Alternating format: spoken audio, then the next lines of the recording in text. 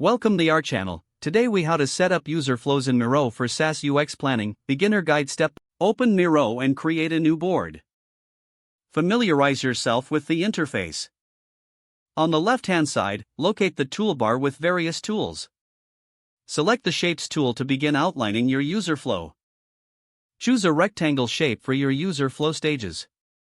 Click and drag on the board to create your first rectangle. Label this rectangle with a key user action, like sign up.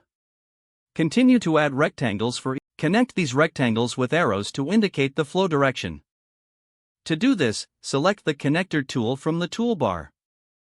Click on the edge of the first rectangle, then drag to the next shape.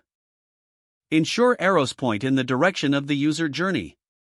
Optionally, use different colors for rectangles to distinguish between various actions.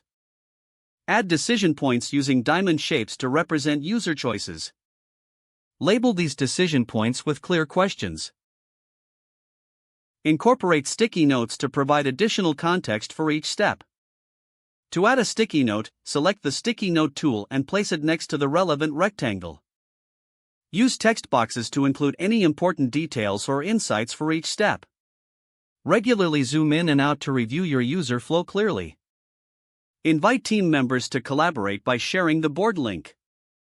Encourage feedback by allowing team members to comment directly on the board. Once everyone has contributed, adjust your user flow based on the feedback. Review the entire flow for clarity and completeness. Ensure that all user actions and decisions are logically connected.